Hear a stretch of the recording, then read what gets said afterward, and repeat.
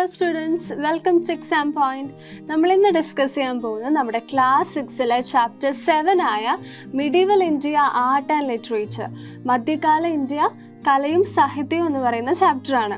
അപ്പോൾ നമ്മൾ മിഡീവൽ ഇന്ത്യയിൽ നടന്ന കുറേ കാര്യങ്ങൾ നമ്മൾ ഡിസ്കസ് ചെയ്തു അല്ലേ. അപ്പോൾ നമ്മളിപ്പോൾ എത്തി നിൽക്കുന്നത് നമ്മുടെ ആർട്ടിനെ കുറിച്ചിട്ടും ലിറ്ററേച്ചറിനെ കുറിച്ചിട്ടൊക്കെയാണ് നമ്മൾ ഇനി പഠിക്കാൻ പോകുന്നത്. ഓക്കെ, അപ്പോൾ ഈ ചാപ്റ്ററിൽ ഇമ്പോർട്ടൻ്റ് ആയിട്ടുള്ള ക്വസ്റ്റ്യൻസും ആൻസേഴ്സും എല്ലാം എക്സാം പോയിന്റ് എന്ന ഗൈഡിൽ ലഭ്യമാണ്. അപ്പോൾ നിങ്ങൾക്ക് അത് റെഫർ ചെയ്ത് പഠിക്കാം. ഓക്കെ, അപ്പോൾ നമുക്ക് എന്തായാലും ക്ലാസ് തുടങ്ങിയാലോ. അപ്പോൾ നമ്മുടെ ചാപ്റ്ററിൻ്റെ സ്റ്റാർട്ടിങ്ങിൽ അങ്ങ് കൊനാർക്കിലെ വളരെ മാഗ്നിഫിഷ്യൻ്റ് ആയിട്ടുള്ള ഒരു സൺ ടെമ്പിളിനെ കുറിച്ചിട്ട്, അതിൻ്റെ കൺസ്ട്രക്ഷനെ കുറിച്ചിട്ടൊക്കെയാണ് നമുക്ക് സ്റ്റാർട്ടിങ്ങിൽ കൊടുത്തിട്ടുള്ളത്. ഓക്കെ, അപ്പോൾ അങ്ങ് ഒഡിയയിൽ ഫേമസ് ആയിട്ടുള്ളൊരു നോവലിസ്റ്റാണ് പ്രതിഭ റേ. ഓക്കെ, അപ്പോൾ അദ്ദേഹത്തിൻ്റെ നോവലായിട്ടുള്ള ശിലാപത്മത്തിലെ ഒരു ഡിസ്ക്രിപ്ഷനാണ്. ഓക്കെ, സൺ ടെമ്പിളിനെ കുറിച്ചിട്ടുള്ള അതിൻ്റെ കൺസ്ട്രക്ഷനെ കുറിച്ചിട്ടുള്ള ഡിസ്ക്രിപ്ഷനാണ് നമുക്ക് ആദ്യം കൊടുത്തിട്ടുള്ളത്. അപ്പോൾ നമുക്ക് എന്താണെന്ന് നോക്കിയാലോ. The foundation stone for the world-famous Sun Temple on the banks of the river Chandrabhaga was laid in AD 1246. അപ്പോൾ അങ്ങ് എന്നോ ഡൊമിനി AD 1246 നമ്മുടെ കൊണാർക്കിലെ സൺ ടെമ്പിളിൻ്റെ കൺസ്ട്രക്ഷനെ കുറിച്ചിട്ടാണ് പറയുന്നത്. ഓക്കെ, സോ AD 1246 നമ്മുടെ സൺ ടെമ്പിളിൻ്റെ ഫൗണ്ടേഷൻ സ്റ്റോൺ അടിത്തറയിടുന്നത്. ഓക്കെ, എവിടെയാണ് ഇത്ര വിശ്വപ്രഖ്യാതമായിട്ടുള്ള സൺ ടെമ്പിൾ? ഓക്കെ, എവിടെയായിരുന്നു അത് സ്ഥിതി ചെയ്യുന്നത്? On the banks of the river Chandrabhaga. Okay, Chandrabhaga നദീമുഖത്താണ് ഈ സൺ ടെമ്പിൾ സ്ഥിതി ചെയ്യുന്നത്. Okay, different kinds of stones were brought from distant mountains. അപ്പോൾ എന്താ പറയുന്നത്? ഡിഫറെൻറ്റ് കൈൻഡ്സ് ഓഫ് സ്റ്റോൺസ് അല്ലെ, പല വിധത്തിലുള്ള കല്ലുകൾ ഒത്തിരി ദൂര പ്രദേശത്തു നിന്നൊക്കെ അത് കൊണ്ടുവന്നിരുന്നു, ഇത്തരം ശിലകളൊക്കെ. ഓക്കെ, ഡിസ്റ്റൻ്റ് ആയിട്ടുള്ള മൗണ്ടെയിൻസ്, വിദൂരത്ത് സ്ഥിതി ചെയ്യുന്ന പർവ്വതങ്ങളിൽ നിന്നൊക്കെ പല വിധത്തിലുള്ള ശിലകളൊക്കെ ഉപയോഗിച്ചിട്ടാണ് ഈ സൺ ടെമ്പിൾ നിർമ്മിതമായിട്ടുള്ളത്. White, black and blue stones were brought from the Nilgiris and distant kingdoms. അപ്പോൾ അങ്ങ് നീലഗിരി പർവ്വതങ്ങളിൽ നിന്നും അതുപോലെ തന്നെ വിദൂരത്ത് സ്ഥിതി ചെയ്യുന്ന അയൽ രാജ്യങ്ങളിൽ നിന്നൊക്കെ, നീൽഗിരീസിൽ നിന്നും ഡിസ്റ്റന്റ് കിങ്ഡംസിൽ നിന്നൊക്കെ പലവിധ നിറങ്ങളിലുള്ള ശിലകൾ വരെ കൊണ്ടുവന്നിരുന്നു. ഓക്കെ, ഇതൊക്കെ കളറിലുള്ളതാണ്. വൈറ്റ്, ബ്ലാക്ക്, ബ്ലൂ സ്റ്റോൺസ് ഒക്കെ നീലഗിരീസിൽ നിന്നും ദെൻ ഡിസ്റ്റന്റ് ആയിട്ടുള്ള കിങ്ഡംസിൽ നിന്നൊക്കെ കൊണ്ടുവന്നിരുന്നു. Okay, stones 25 feet high and weighing 56,000 pounds intended for the temple dome were transported from over 100 miles through waterways and were installed at the top of the temple at a height of 200 feet. അപ്പോൾ എന്താ പറയുന്നത്?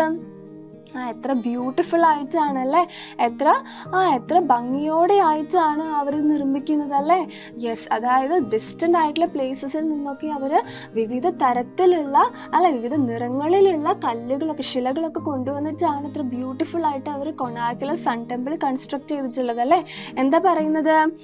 ക്ഷേത്രത്തിന് മുകളിൽ dome അല്ലെ, കലശം സ്ഥാപിക്കുന്നതിന് വേണ്ടിയിട്ട് 25 അടി പൊക്കം അല്ലെ, 25 അടി പൊക്കവും 56,000 അന്ന് ഭാരമുള്ള ശിലകൾ അല്ലെ, 100-ലേറെ മൈൽ ദൂരം ജലമാർഗത്തിലൂടെയാണ് അവർ കൊണ്ടുവന്നത് അല്ലേ. എന്നിട്ട് 200 അടി ഉയരത്തിൽ ക്ഷേത്ര ശിഖരത്തിലാണ് അവരത് സ്ഥാപിക്കുന്നത് അല്ലേ. യെസ്, അപ്പം എന്താ പറയുന്നത്? അവരെ ഡോം അല്ലെ, നമുക്കറിയാം അല്ലെ, നമുക്കിപ്പോൾ ടെമ്പിൾസിലായിക്കോട്ടെ, ചേർച്ചസ് ആയിക്കോട്ടെ, മോസ്ക് ഒക്കെ ആകുമ്പോൾ എന്താണ് നമുക്കറിയാലോ, ഒരു ഡോം ഉണ്ട് അല്ലേ അങ്ങ് ടോപ്പിൽ അല്ലേ. യെസ്, സോ ആ ടെമ്പിളിൻ്റെ ഡോം ഫിക്സ് ചെയ്യുന്നതിനെ കുറിച്ചിട്ടാണ് അല്ലേ, അതിന് വേണ്ടിയിട്ടുള്ള കാര്യങ്ങളൊക്കെ കൊണ്ടുവന്ന കാര്യങ്ങളും എങ്ങനെയാണ് അത് അവർ കൺസ്ട്രക്ട് ചെയ്തെന്നൊക്കെയാണ് പറയുന്നത് അല്ലേ. അപ്പോൾ 25 അടി ഉയരമുള്ള കല്ലുകൾ അല്ലേ, അതുപോലെ തന്നെ അതിൻ്റെ വെയിറ്റ് എത്രയാണ്? 56,000 ആണ് വെയിറ്റ് വരുന്നത് അല്ലേ, മൗണ്ട്സ് ആണ് അതിൻ്റെ വെയിറ്റ് വരുന്നത്. ഇതൊക്കെ എന്തിനു വേണ്ടിയിട്ടുള്ളതാണ്? ടെമ്പിളിൻ്റെ കലശത്തിന് വേണ്ടിയിട്ടുള്ളതാണ്, ഡോമിന് വേണ്ടിയിട്ടുള്ളതാണ് അല്ലേ. അതൊക്കെ വാട്ടർ വേസ്, ജലമാർഗം അല്ലേ, എത്ര മൈൽ? 100 മൈലോളം ദൂരത്തിൽ നിന്നാണ് അവരത് ട്രാൻസ്പോർട്ട് ചെയ്തത് അല്ലേ. They were transported from over 100 miles through water ways അല്ലേ. എന്നിട്ട് 200 അടി ഉയരത്തിൽ അല്ലേ, അത്രയും ഹൈറ്റിലാണ് ആ ഡോം അവർ ഫിക്സ് ചെയ്യുന്നത്. Alright, 1,200 sculptors gave up their comforts and desires and took a vow. അപ്പം എന്താ പറയുന്നത്? അവരുടെ കമ്മിറ്റ്മെൻറ്റ് അല്ലേ, നമുക്ക് ഈ കൊണാർക്കിലെ സൺ ടെമ്പിള് കൺസ്ട്രക്ട് ചെയ്യാനായിട്ട് ആ സ്കൾപ്റ്റേഴ്സ്, ആ ശില്പികൾ അല്ലേ, അവരുടെ ആ ഒരു കമ്മിറ്റ്മെൻറ്റിനെ കുറിച്ചിട്ടാണ് പറയുന്നത് അല്ലേ. അതായത് 1200ഓളം ശില്പികൾ അല്ലേ, അവരുടെ എല്ലാവിധ സുഖ സൗകര്യങ്ങളൊക്കെ അവർ ഉപേക്ഷിച്ചു അല്ലേ. എല്ലാ സുഖ സൗകര്യങ്ങളും ആഗ്രഹങ്ങളും ഒക്കെ ഉപേക്ഷിച്ചുകൊണ്ട് അവർ പ്രതിജ്ഞ എടുക്കുകയാണ്. എന്ത് പ്രതിജ്ഞ അവരെടുത്തത്? We will not go back till the dome of the Konark is fixed. അവരെന്താ പറയുന്നത്? അതായത് കൊണാർക്കിലെ കലശം ഉറപ്പിക്കുന്നത് വരെ തിരിച്ചു പോവില്ല എന്നാ പറയുന്നത് അല്ലേ. ആ ഡോം ഫിക്സ് ചെയ്യുന്നത് വരെ അവർ പോവില്ല. അവർ അത്രയും ടയർലെസ്ലി ആയിട്ടാണ് അവർ വർക്ക് ചെയ്തത് അല്ലേ. അവരുടെ എല്ലാ കംഫർട്ട് സോണിൽ നിന്നൊക്കെ പുറത്ത് വന്ന് അത്രയും കഷ്ടപ്പെട്ട് അവർക്ക് അത്രയും കമ്മിറ്റ്മെൻ്റ് ആണ് ചെയ്യുന്നതിനോട് അല്ലേ. They worked tirelessly for 12 years. അപ്പോൾ 12 വർഷത്തോളം അവർ അത്രയും പ്രതിജ്ഞാബദ്ധരായിട്ട് അത്രയും കഠിനാധ്വാനം ചെയ്തു അല്ലേ, കൊണാർക്കിലെ സൺ ടെമ്പിളിന് വേണ്ടിയിട്ട്. ഓക്കെ, ക്ലിയർ ആയോ? ഇതിനെക്കുറിച്ചിട്ട്, കൊണാർക്കിലെ സൺ ടെമ്പിളിൻ്റെ കൺസ്ട്രക്ഷനെ കുറിച്ച് ക്ലിയർ ആയോ നിങ്ങൾക്ക്? അപ്പോൾ ഇത് എവിടെ നിന്ന് എടുത്തിരിക്കുന്നത് ഈ ഡിസ്ക്രിപ്ഷൻ? ഫേമസ് ആയിട്ടുള്ള ഒഡിയ നോവലിസ്റ്റ് ആയിട്ടുള്ള പ്രതിഭ റേയുടെ നോവലായിട്ടുള്ള ശിലാപത്മത്തിൽ നിന്നിട്ടാണ് ഈ ഡിസ്ക്രിപ്ഷൻ എടുത്തിരിക്കുന്നത്. ക്ലിയർ ആയോ? നിങ്ങൾ കേട്ടിട്ടുണ്ടായിരുന്നു ഇതിനു മുന്നേ സൺ ടെമ്പിളിനെ കുറിച്ചിട്ട്? അപ്പോൾ നമ്മുടെ ഫേമസ് ഒഡിയ നോവലിസ്റ്റ് ആയിട്ടുള്ള പ്രതിഭ റേ എഴുതിയ ശിലാപത്മം എന്ന് പറയുന്ന നോവലിൽ ഡിസ്ക്രിപ്ഷൻ അല്ലെ, അങ്ങ് കൊണാർക്കിലെ സൺ ടെമ്പിളിനെ കുറിച്ച് നമ്മൾ പരിചയപ്പെട്ടു അല്ലെ, അതിൻ്റെ നിർമ്മാണ പ്രവർത്തനങ്ങളെ കുറിച്ചിട്ടൊക്കെ. ഓക്കെ, അപ്പോൾ അതിൽ നിന്ന് എന്തൊക്കെ ഇൻഫോർമേഷൻ ആണ് നിങ്ങൾക്ക് ഗ്യാദർ ചെയ്യാൻ പറ്റിയത്? കുറേ കാര്യങ്ങൾ നമ്മൾ മനസ്സിലാക്കിയാൽ എന്തൊക്കെയാണ് മനസ്സിലാക്കിയത്? stones of different types and different colors were gathered from different parts of India അല്ലേ. ഇന്ത്യയുടെ പല ഭാഗത്തു നിന്നും വിവിധ നിറങ്ങളിലുള്ള സ്റ്റോൺസ്, ശിലകൾ, അതുപോലെ തന്നെ വിവിധ തരത്തിലുള്ള ശിലകൾ ഗ്യാദർ ചെയ്തിരുന്നു കൺസ്ട്രക്ഷന് വേണ്ടിയിട്ട് അല്ലേ. അതുപോലെ തന്നെ പിന്നെ എന്തൊക്കെ നമുക്ക് മനസ്സിലായി? ഏതൊക്കെ കളറിലുള്ള സ്റ്റോൺസ് ആണ് കളക്ട് ചെയ്തത്? വൈറ്റ്, ബ്ലൂ, ബ്ലാക്ക് അല്ലേ. വെള്ള നിറത്തിലുള്ളതും നീല നിറത്തിലും കറുപ്പ് നിറത്തിലുള്ള ശിലകളൊക്കെ കൊണ്ടുവന്നിരുന്നു അല്ലെ. എവിടെ നിന്നൊക്കെ കൊണ്ടുവന്നിരുന്നത്? നീൽഗിരീസ് ആൻഡ് ഡിസ്റ്റന്റ് കിങ്ഡംസ് അല്ലെ. നീലഗിരി പർവ്വതങ്ങളിൽ നിന്നും അതുപോലെ തന്നെ വിദൂരത്ത് സ്ഥിതി ചെയ്യുന്ന നാട്ടുരാജ്യങ്ങളിൽ നിന്നൊക്കെയാണ് ഇവ കൊണ്ടുവന്നിരുന്നത് അല്ലെ. അതുപോലെ തന്നെ പിന്നെന്തൊക്കെയാണ് നമുക്ക് മനസ്സിലായത്? 1,200 സ്കൾപ്റ്റേഴ്സോളം വേണ്ടി വന്നിരുന്നു അല്ലെ. 12 വർഷത്തോളം അല്ലെ. 12 വർഷത്തോളം 1200 ശില്പികൾ അല്ലെ ആണ് നമ്മുടെ സൺ ടെമ്പിളിൻ്റെ ഡോം ഫിക്സ് ചെയ്യാൻ വേണ്ടിയിട്ടൊക്കെ അല്ലെ, കലശം ഫിക്സ് ചെയ്യാൻ വേണ്ടിയിട്ടൊക്കെ അവർ ടയർലെസ്ലി വർക്ക് ചെയ്തു അല്ലേ. യെസ്, സോ ക്ലിയർ ആയോ? നമുക്ക് മനസ്സിലായില്ലേ എങ്ങനെയാണ് അതിൻ്റെ കൺസ്ട്രക്ഷൻ പർപ്പസ് ഒക്കെ നടന്നതെന്നുള്ളത്? Fine. Besides the temple at Konark, several other structures were constructed in medieval India. അപ്പോൾ നമ്മുടെ medieval ഇന്ത്യയിൽ അല്ലെ, മധ്യകാല ഇന്ത്യയിൽ കൊണാർക്കിലെ സൺ ടെമ്പിൾ മാത്രമല്ല, അതിന് പുറമെ വേറെ കുറേ നിർമ്മിതികൾ ഉണ്ടായിരുന്നു. ഓക്കെ, വേറെ കുറേ കൺസ്ട്രക്ഷൻ ഉണ്ടായിരുന്നു. Okay, shall we take a look at these structures and their features? അപ്പോൾ അത് ഏതൊക്കെയായിരുന്നു അത്തരം നിർമ്മിതികൾ അല്ലെ, അവരുടെ സവിശേഷതകൾ, ഫീച്ചേഴ്സ് ഒക്കെ നമുക്ക് നോക്കിയാലോ? The Pallavas were the rulers based at Kanchipuram in South India. അപ്പോൾ നമ്മൾ മിഡീവൽ ഇന്ത്യയിലെ സൗത്ത് ഇന്ത്യയിലെ കുറച്ച് കാര്യങ്ങൾ ഇനി നോക്കാൻ പോകുന്നു. സൗത്ത് ഇന്ത്യയിലെ ആർട്ട്, കല എങ്ങനെയായിരുന്നു, അവിടുത്തെ നിർമ്മിതികൾ എങ്ങനെയായിരുന്നു, നിർമ്മാണ പ്രവർത്തനങ്ങൾ എങ്ങനെയായിരുന്നു എന്നൊക്കെ നമുക്ക് നോക്കിയാലോ? അപ്പോൾ സൗത്ത് ഇന്ത്യ അല്ലെ, തെക്കേ ഇന്ത്യയിൽ കാഞ്ചീപുരം ബേസ് ചെയ്തിട്ട്, കാഞ്ചീപുരം ആസ്ഥാനമാക്കി ഭരിച്ചിരുന്ന റൂളേഴ്സ് ആരായിരുന്നു? രാജാക്കന്മാർ ആരായിരുന്നു? പല്ലവന്മാരായിരുന്നു. Okay, Pallavas were the rulers who ruled Kanchipuram in South India. Okay, Mahabalipuram was A major port city. അപ്പോൾ അവരുടെ പ്രധാനപ്പെട്ട തുറമുഖ നഗരം ഏതായിരുന്നു? മേജർ പോർട്ട് സിറ്റി ഏതായിരുന്നു? മഹാബലിപുരം. ഓക്കെ, മഹാബലിപുരം ആയിരുന്നു അവരുടെ പ്രധാനപ്പെട്ട തുറമുഖ നഗരം. All right. The temples constructed in Mahabalipuram during the reign of the Pallava king Narasimhavarman are known as Pancharathas. അപ്പോൾ നമ്മൾ പറഞ്ഞു അല്ലേ, സൗത്ത് ഇന്ത്യയിൽ കാഞ്ചീപുരത്തെ ആസ്ഥാനമാക്കി ഭരിച്ചിരുന്ന റൂളേഴ്സ് ആരായിരുന്നു? പല്ലവാസ് ആയിരുന്നു. ഓക്കെ, സോ പല്ലവാസിലെ ഒരു രാജാവ്, ഓക്കെ, പല്ലവ റൂളേഴ്സിലെ ഒരു ഇമ്പോർട്ടൻ്റ് ആയിട്ടുള്ള റൂളറാണ് നരസിംഹവർമ്മൻ. ഓക്കെ, നരസിംഹവർമ്മൻ്റെ കാലത്ത്, അന്നത്തെ കാലത്ത് നരസിംഹവർമ്മൻ ഭരിച്ചിരുന്ന കാലത്ത് അദ്ദേഹത്തിൻ്റെ റെയിൻ്റെ സമയത്ത് കൺസ്ട്രക്ട് ചെയ്തിരുന്ന ടെമ്പിൾസിന് എന്താ പറയുന്നത്? പഞ്ചരദാസ്. ഓക്കെ, നോക്കിക്കേ, മഹാബലിപുരത്തിലെ പഞ്ചരദാസ് എന്ന് പറയുന്ന ടെമ്പിൾസിൻ്റെ പിക്ചറാണ് ഇതിൽ കാണുന്നത്. ഓക്കെ, നമുക്ക് ക്ലിയർ ആയോ? ഇതാണ് Pancharathas. Okay, so Pallava king ആയിട്ടുള്ള നരസിംഹവർമ്മൻ അദ്ദേഹം ഭരിച്ചിരുന്ന കാലത്ത് നിർമ്മിച്ചിരുന്ന ക്ഷേത്രങ്ങളെ വിളിക്കുന്ന പേരാണ് Pancharathas. All right. Each temple here is carved out of a single rock. Okay, എന്താ പറയുന്നത്? അത്തരം ടെമ്പിൾസ് അല്ലെ, നമ്മൾ നേരത്തെ കണ്ട ഈ ക്ഷേത്രങ്ങളൊക്കെ എങ്ങനെ നിർമ്മിതമായിട്ടുള്ളത്? ഒരൊറ്റ ശിലയിൽ നിന്നാണ്. ഓക്കെ, ഒരൊറ്റ സിംഗിൾ റോക്കിൽ നിന്നാണ് ഈ ടെമ്പിൾസ് ഒക്കെ കൊത്തിയെടുത്തിട്ടുള്ളത് എന്നാണ് പറയുന്നത്. Okay, such rock temples were built in several parts of India. അല്ലേ, നമ്മൾക്ക് മനസ്സിലായി ഒരൊറ്റ കല്ലിൽ നിന്നാണ് ഈ ക്ഷേത്രങ്ങളൊക്കെ കൊത്തിയെടുത്തിട്ടുള്ളത് അല്ലേ. സോ അത്തരം അല്ലെ ഏകശിലയിൽ നിന്ന് കൊത്തിയെടുത്ത കുറേ ക്ഷേത്രങ്ങൾ ഇന്ത്യയുടെ പല ഭാഗത്തായിട്ട് അന്നത്തെ കാലത്ത് നിലനിന്നിരുന്നു. The cave temples at Ellora in Maharashtra were built in this style. അപ്പോൾ നോക്കിക്കേ, ഇതെന്താ കാണുന്നത്? മഹാരാഷ്ട്രയിലെ എല്ലോറ എന്ന് പറയുന്ന സ്ഥലത്തിലെ ഗുഹാക്ഷേത്രങ്ങളാണ്. ഓക്കെ, നമ്മൾ കാണുന്നത് കേവ് ടെമ്പിൾസ്. മഹാരാഷ്ട്രയിലെ എല്ലോറയിലെ കേവ് ടെമ്പിൾസ് ആണ് കാണുന്നത്. ഓക്കെ, സോ ഇതൊക്കെ എങ്ങനെയാണ്? സിംഗിൾ സ്റ്റോണിൽ നിന്ന് കാവ് ചെയ്തിട്ടുള്ള ടെമ്പിൾസ് ആണ്. All right. They were built during the period between 6th and 12th century CE. അപ്പോൾ കോമൺ എറ 6-ാം നൂറ്റാണ്ടും 12-ാം നൂറ്റാണ്ടിനും ഇടയിലാണ് ഇത്തരം നിർമ്മിതികൾ ഉണ്ടായിരുന്നത്. Okay, the temples of Buddhists, Jains, Vaishnavites and Shaivites can be found here. അപ്പോൾ ബൗദ്ധന്മാരുടെയും ജൈൻസിൻ്റെയും അല്ലേ, അവരുടെയും ദെൻ വൈഷ്ണവർ, ദെൻ ശൈവർ, ഇവരുടെ ഒക്കെ ക്ഷേത്രങ്ങൾ നമുക്ക് ഇവിടെ കാണാൻ സാധിക്കും. Okay, yes. അപ്പം നമുക്ക് എന്താ മനസ്സിലായത്? സിംഗിൾ റോക്കിൽ നിന്ന് അല്ലേ, ഏകശിലയിൽ നിന്ന് കൊത്തിയെടുത്ത ക്ഷേത്രങ്ങളായിരുന്നു നമുക്ക് അവിടെ കാണാൻ കഴിഞ്ഞിരുന്നത് അല്ലേ. അതുപോലത്തെ ക്ഷേത്രങ്ങൾ അല്ലെ, സിംഗിൾ റോക്കിൽ നിന്ന് കാർവ് ചെയ്ത കുറേ ടെമ്പിൾസ് നമുക്ക് ഇന്ത്യയുടെ പല ഭാഗത്ത് അന്ന് കാണാൻ സാധിക്കുമായിരുന്നു. ഓക്കെ, സോ അതിന് എക്സാമ്പിൾ ആണ് മഹാരാഷ്ട്രയിലെ എല്ലോറ എന്ന് പറയുന്ന സ്ഥലത്തെ ഗുഹാക്ഷേത്രങ്ങൾ. ഓക്കെ, അതുപോലെ തന്നെ ഇത് എന്നാണ് ഇത് ബിൽഡ് ചെയ്തിരുന്നത്? ഏത് കാലയളവിലാണ് ഇവ നിർമ്മിച്ചിരുന്നത്? 6th century and 12th centuryക്ക് ബിറ്റ്വീനിലാണ്. ഓക്കെ, സോ ക്ലിയർ ആയോ? In the period that followed a new style of temple architecture came into being. അപ്പോൾ പിൽക്കാലത്ത് അല്ലെ എന്താ സംഭവിച്ചത്? പുതിയ തരത്തിലുള്ള ആർക്കിടെക്ചറൽ സ്റ്റൈൽ അല്ലെ, വാസ്തുവിദ്യ ശൈലിയില് പുതിയ സ്റ്റൈലിലുള്ള അല്ലെ, പുതിയ ട്രെൻഡിലുള്ള ക്ഷേത്രങ്ങളൊക്കെ നിർമ്മിതപ്പെട്ട് തുടങ്ങി അല്ലേ. In the style tall temples were constructed using chiselled rocks. അപ്പം എന്താ പറയുന്നത്? ചെത്തി മിനുക്കിയ പാറകളിൽ നിന്ന് ഉയരം കൂടിയ ക്ഷേത്രങ്ങളൊക്കെ നിർമ്മിക്കുന്ന ഒരു സ്റ്റൈൽ വന്നു തുടങ്ങി. Okay, most of these temples were multi storeyed. അപ്പോൾ ഇത്തരം ക്ഷേത്രങ്ങൾ എങ്ങനെയായിരുന്നു? മൾട്ടി സ്റ്റോറേഡ് ആയിരുന്നു അല്ലെ, ബഹുനില ക്ഷേത്രങ്ങളായിരുന്നു അല്ലെ. അതായത് കുറേ ഫ്ലോർസ്, കുറേ നിലകൾ ഉണ്ടായിരുന്നു, മൾട്ടി സ്റ്റോറേഡ് ആയിരുന്നു. ഓക്കെ, അപ്പം എന്താ പറഞ്ഞത്?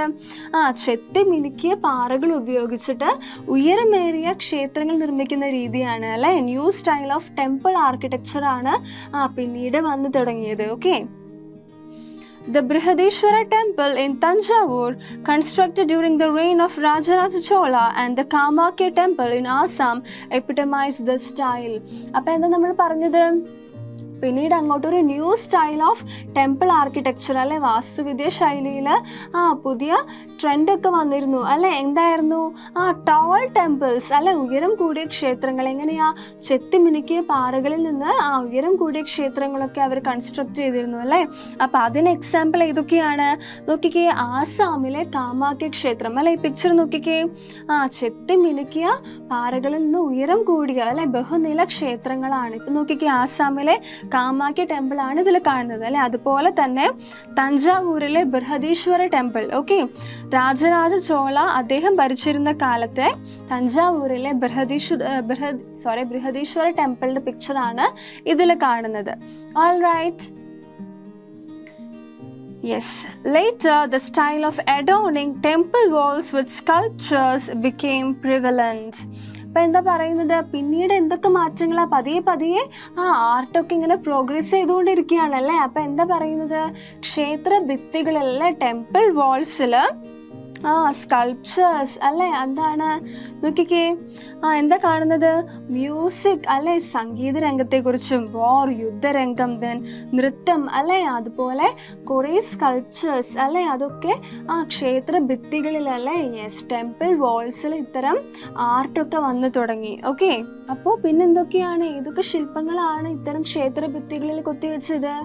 അതായത് രാമായണം അല്ലെ, രാമായണം, മഹാഭാരതം, ദെൻ ഭാഗവതം അല്ലെ, ഇതിൽ നിന്നൊക്കെയുള്ള കുറേ കഥാസന്ദർഭങ്ങളിലെ ഭാഗങ്ങൾ ക്ഷേത്ര ഭിത്തികളിൽ കൊത്തിവെക്കുന്ന ഒരു സമ്പ്രദായം പിന്നീട് വന്നിരുന്നു. Okay, in addition, the sculptures depicting scenes of war and art forms like dance and musical concerts also found a place on temple walls. അല്ലെ, എന്താ പറയുന്നത്, അതായത് സംഗീത രംഗത്തെക്കുറിച്ചും യുദ്ധരംഗത്തെക്കുറിച്ചും നൃത്തരംഗം ഇവയെക്കുറിച്ചിട്ട് സംബന്ധിച്ചിട്ടുള്ള ശില്പങ്ങളൊക്കെ ക്ഷേത്ര ഭിത്തികളിൽ സ്ഥാനം പിടിച്ചു തുടങ്ങി. ക്ലിയർ ആയില്ലേ? യെസ്, അപ്പോൾ പ്രോഗ്രസ് ഇങ്ങനെ നടന്നുകൊണ്ടിരിക്കുകയാണ് അല്ലേ, പല വിധത്തിലുള്ള പ്രോഗ്രസ് ആണ് ആർട്ടിൻ്റെ ഫീൽഡിൽ നമ്മുടെ മിഡീവൽ ഇന്ത്യയിൽ സംഭവിച്ചിരുന്നത് അല്ലേ. ഓക്കെ, ദെൻ നോക്കിക്കേ, Khajuraho temple in Madhya Pradesh. Okay, അതിൻ്റെ ഒരു പിക്ചറാണ്, അതായത് ക്ഷേത്ര ഭിത്തികളിൽ ശില്പങ്ങൾ കൊണ്ട് അലങ്കരിക്കുന്ന രീതിക്ക് ഒരു എക്സാമ്പിൾ ആണ് മധ്യപ്രദേശിലെ Khajuraho temple. Okay, a new style of architecture developed during the Sultanate period. പിന്നെന്താ പറയുന്നത്, സൽത്തനത്ത് ഭരണകാലത്ത് ഇന്ത്യയിൽ ഒരു പുതിയ വാസ്തുവിദ്യാ ശൈലി രൂപപ്പെട്ടു. ഓക്കെ, ഏതാണ് ന്യൂ ആർക്കിടെക്ചറൽ സ്റ്റൈൽ, ഏതാണ്? സൽത്തനത്ത് പീരീഡിൽ വന്ന ഒരു പുതിയ ആർക്കിടെക്ചറൽ സ്റ്റൈലിനെ കുറിച്ചാണ് നമ്മൾ ഇനി പരിചയപ്പെടാൻ പോകുന്നത്. അതേതാണ്? Yes, the Indo Islamic style of architecture. Okay, Indo Islamic style of architecture ഒരു വാസ്തുവിദ്യാ ശൈലിയാണ് സൽത്തനത്ത് പീരീഡിൽ വന്നത്. ഓക്കെ, അപ്പോൾ അതിന് എക്സാമ്പിൾ ആണ് നമ്മൾ ഈ പിക്ചറിൽ കാണുന്നത്. നോക്കിക്കേ, ഒരു ആർച്ച് കാണാം അല്ലെ, ഒരു കമാനം കാണാൻ പറ്റുന്നില്ലേ, ഒരു ആർച്ച് കാണാൻ പറ്റുന്നില്ലേ, അത് സൽത്തനത്ത് പീരീഡിൽ വന്ന ഒരു ന്യൂ സ്റ്റൈൽ ഓഫ് ആർക്കിടെക്ചർ ആണ്. ഓക്കെ, ദെൻ അതുപോലെ തന്നെ ഡോം അല്ലെ, ഒരു താഴികക്കുടം അല്ലെ, ഒരു ഡോം കാണാൻ പറ്റുന്നില്ലേ, ഇതൊക്കെ നമുക്ക് ഇപ്പോൾ നമ്മുടെ മോസ്കുകളൊക്കെ ആയിട്ട് കാണാൻ പറ്റുന്നുണ്ട് അല്ലെ, ചർച്ചിലൊക്കെ നമുക്ക് ഇങ്ങനെ കാണാൻ സാധിക്കുന്നുണ്ട് അല്ലേ. യെസ്, ദെൻ മിനാരറ്റ് അല്ലെ, മിനാരം. ഓക്കെ, ഇതൊക്കെ സൽത്തനത്ത് പീരീഡിൽ വന്ന ന്യൂ ആർക്കിടെക്ചറൽ ട്രെൻഡ്സ് ആണ്. ഓക്കെ, ഇതിന് നമ്മൾ പറയുന്നതാണ് Indo Islamic style of architecture. Skilled architects from Turkey and Persia were brought to India for the construction of different structures. അപ്പോൾ എന്താ പറയുന്നത്, സ്കിൽഡ് ആയിട്ടുള്ള ആർക്കിടെക്ട്സിനെ അല്ലേ, അതായത് വാസ്തുവിദ്യ രംഗത്ത് നല്ല പ്രഗത്ഭരായിട്ടുള്ളവരെ ടർക്കിയിൽ നിന്നും പേർഷ്യയിൽ നിന്നും ഒക്കെ കൊണ്ടുവന്നിരുന്നു ഇന്ത്യയിലോട്ട് അല്ലെ, ഇത്തരം കൺസ്ട്രക്ഷൻ പർപ്പസസിന് വേണ്ടിയിട്ട് ഇത്തരം പ്രഗത്ഭരായിട്ടുള്ള ആർക്കിടെക്ട്സിനെ പുറം രാജ്യങ്ങളിൽ, അതായത് പേർഷ്യ അതുപോലെ തന്നെ ടർക്കി ഇവിടെ നിന്നൊക്കെ കൊണ്ടുവന്നിരുന്നു. The indigenous sculptors, laborers and masons also joined them. അല്ലെ, പുറം നാടുകളിൽ നിന്നുള്ളവർക്ക് പുറമെ തദ്ദേശീയരായിട്ടുള്ള അല്ലെ, ഇൻഡിജിനസ് ആയിട്ടുള്ള സ്കൾപ്റ്റേഴ്സ് അല്ലെ, ശില്പികൾ, അതുപോലെ തന്നെ ലേബറേഴ്സ്, തൊഴിലാളികൾ, ദെൻ മേസൺസ്, കൽപ്പണിക്കാരൊക്കെ ഈ കൺസ്ട്രക്ഷൻ പർപ്പസസിൽ ജോയിൻ ചെയ്തിരുന്നു. The Indo-Islamic style evolved out of the amalgamation of the styles of both the groups. അല്ലേ, അപ്പോൾ എങ്ങനെയാണ് ഇൻഡോ ഇസ്ലാമിക് സ്റ്റൈൽ വന്നത്, എങ്ങനെയാണ്? അതായത് പേർഷ്യയിൽ നിന്നും ടർക്കിയിൽ നിന്നൊക്കെയുള്ള ആൾക്കാർ അല്ലേ, അവർ കൊണ്ടുവന്നിരുന്നു കൺസ്ട്രക്ഷന് വേണ്ടിയിട്ട് അല്ലേ. അതുപോലെ തന്നെ ഇൻഡിജിനസ് ആയിട്ടുള്ള നമ്മുടെ നാട്ടിലുള്ള ഇന്ത്യയിലുള്ള തദ്ദേശീയരായിട്ടുള്ള കൽപ്പണിക്കാരും തൊഴിലാളികളും അതുപോലെ തന്നെ ശില്പികളൊക്കെ ഉണ്ടായിരുന്നു അല്ലേ. അപ്പോൾ അങ്ങനെയാണ് ഇവരെല്ലാവരുടെയും കഴിവുകൾ സമന്വയിപ്പിച്ചിട്ടാണ് ഈ അമാൽഗമേഷൻ വഴിയാണ് ഇൻഡോ ഇസ്ലാമിക് സ്റ്റൈൽ എന്ന് പറയുന്ന ആർക്കിടെക്ചറൽ ഫോം രൂപപ്പെട്ടത്. ക്ലിയർ ആയോ? So Indo Islamic style of ആർക്കിടെക്ചറിൻ്റെ ഫീച്ചേഴ്സ് എന്തൊക്കെയായിരുന്നു? സിഗ്നിഫിക്കൻ്റ് ആയിട്ടുള്ള ഫീച്ചേഴ്സ് എന്തൊക്കെയാണ് നമ്മൾ പിക്ചറിൽ കണ്ടു അല്ലേ. നോക്കിക്കേ, ആർച്ചസ് അല്ലെ, കമാനം, ദെൻ ഡോംസ് അല്ലെ, താഴികക്കുടം, ദെൻ മിനാരറ്റ്സ് അല്ലെ, മിനാരം. ഇതൊക്കെ എന്താണ്? ഇൻഡോ ഇസ്ലാമിക് സ്റ്റൈലിൻ്റെ പെക്യൂലിയർ ആയിട്ടുള്ള ഫീച്ചേഴ്സ് ആണ് അല്ലേ. അതുപോലെ തന്നെ വേറെ എന്തൊക്കെ നമുക്ക് കാണാൻ സാധിക്കും? Figures of flowers and plants അല്ലേ, പൂക്കളുടെയും ചെടികളുടെയും ഒക്കെ നോക്കിക്കേ, ഈ പിക്ചറിൽ കാണാൻ പറ്റുന്നുണ്ട് അല്ലേ. കെട്ടിടങ്ങൾ അലങ്കരിക്കാൻ വേണ്ടിയിട്ട്, ബിൽഡിങ്സ് ഒക്കെ ഡെക്കറേറ്റ് ചെയ്യാൻ വേണ്ടിയിട്ട് പൂക്കളുടെയും ചെടികളുടെയും ഒക്കെ രൂപങ്ങൾ അതും എൻഗ്രേവ് ചെയ്തിരുന്നു വാൾസിലൊക്കെ. ക്ലിയർ ആയോ?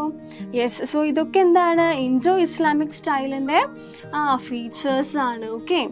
Then mortar, red sand stones and marbles were used for construction അല്ലേ. അപ്പോൾ നിർമ്മാണ പ്രവർത്തനങ്ങൾക്കായിട്ട്, കൺസ്ട്രക്ഷന് വേണ്ടിയിട്ട് എന്തൊക്കെ ഉപയോഗിച്ചിരുന്നത്? മോർട്ടാർ അല്ലെ, കുമ്മായി ഉപയോഗിച്ചിരുന്നു അല്ലേ. ദെൻ റെഡ് സാൻഡ് സ്റ്റോൺസ് അല്ലെ, ചുമന്ന കല്ലുകൾ. ദെൻ മാർബിൾസ്, ഇവയൊക്കെ കൊണ്ടിട്ടാണ് കൺസ്ട്രക്ഷൻ ചെയ്തിരുന്നത്. Then spacious gardens were set on the building premises. അപ്പോൾ കെട്ടിടത്തിന് അടുത്തായിട്ട് വിശാലമായിട്ടുള്ള പൂന്തോട്ടങ്ങൾ നമുക്ക് കാണാൻ പറ്റുമായിരുന്നു അല്ലേ. നല്ല ഭംഗിയാണല്ലേ. നമ്മളിപ്പം നോർത്ത് ഇന്ത്യ ഒക്കെ വിസിറ്റ് ചെയ്യാൻ പോകുമ്പോൾ നമുക്ക് കാണാൻ പറ്റുമല്ലേ. നല്ല സ്പേഷ്യസ് ആയിട്ടുള്ള ഗാർഡൻസ്, വിശാലമായിട്ടുള്ള പൂന്തോട്ടങ്ങൾ ഇൻഡോ ഇസ്ലാമിക് സ്റ്റൈലിൽ പണി തീർത്തിട്ടുള്ള ബിൽഡിങ്സിനടുത്തായിട്ട് നമുക്ക് കാണാൻ സാധിക്കും. Okay. The Qutub Minar was the first building constructed in this style. അപ്പോൾ ഇൻഡോ ഇസ്ലാമിക് സ്റ്റൈലിൽ ആദ്യം പണിയപ്പെട്ട നിർമ്മിതി ഏതാണ്? കുത്തുബ് മിനാർ ആണ് അല്ലേ. നോക്കിക്കേ. യെസ്. സോ ഫസ്റ്റത്തെ കൺസ്ട്രക്ഷൻ എന്തായിരുന്നു? കുത്തുബ് മിനാർ ആയിരുന്നു. All right. The construction of the Qutub Minar was started during the reign of Qutbuddin Aibak, the founder of the Sultanate. അല്ലേ. ഖുത്ബുദ്ദീൻ ഐബക്കിനെ നമുക്കറിയാം അല്ലേ, പ്രത്യേകം പരിചയപ്പെടുത്തേണ്ട ആവശ്യമില്ല അല്ലേ. നമ്മൾ ചാപ്റ്റർ 1 പഠിച്ചതാണ് അല്ലേ. സൽത്തനത്ത് പീരീഡ് കൊണ്ടുവന്നത് അല്ലേ, മംലൂക്ക് ഡൈനാസ്റ്റി അല്ലേ. മംലൂക്ക് ഡൈനാസ്റ്റി അല്ലെങ്കിൽ സ്ലേവ് ഡൈനാസ്റ്റിയിലെ ഫൗണ്ടർ ആണ് അല്ലേ ഖുത്ബുദ്ദീൻ ഐബക്. യെസ്. സോ അദ്ദേഹമാണ് കുത്തുബ് മിനാർ അല്ലേ, ഇൻഡോ ഇസ്ലാമിക് സ്റ്റൈൽ ഓഫ് ആർക്കിടെക്ചറിന്റെ ഫസ്റ്റ് കൺസ്ട്രക്ഷൻ ആണ് അല്ല. അത് തുടങ്ങി വെച്ചത് ആരുടെ ഭരണകാലത്താണ്? സൽത്തനത്ത് റൂളർ ആയിരുന്ന ഖുത്ബുദ്ദീൻ ഐബക്കിന്റെ റെയിൻ്റെ സമയത്താണ് അല്ലേ. Okay. Later, Iltutmish completed the construction. പിന്നീട് ഈ പണികളൊക്കെ ആരെ കംപ്ലീറ്റ് ചെയ്തത്? ഈ കൺസ്ട്രക്ഷൻ അല്ലെ, ഈ പ്രവർത്തനങ്ങൾ, നിർമ്മാണ പ്രവർത്തനങ്ങളൊക്കെ കംപ്ലീറ്റ് ചെയ്തത് ഇൽത്തുമിഷ് ആണ്. ഓക്കെ. അതിന് ഖുത്ബുദ്ദീൻ ഐബക്കിന് ശേഷം വന്ന റൂളറാണ് മംലൂക്ക് ഡൈനാസ്റ്റിയിലെ Iltutmish. Okay. A tall tower and balconies projecting from it are the striking features of this building. അല്ല, നിങ്ങൾ ഈ കുത്തബ് മിനാറിന്റെ പിക്ചർ നോക്കിക്കേ. ടോൾ ടവർ ആണ് അല്ലേ. നല്ല ഉയരത്തിലുള്ള ഗോപുരമാണ് അല്ലേ. നല്ല ഉയരം, നീളത്തിലുള്ള ഗോപുരമാണ് അല്ലേ. അതുപോലെ തന്നെ പ്രൊജക്റ്റിംഗ് ബാൽക്കണീസ് കാണാൻ പറ്റുന്നില്ലേ അല്ലേ.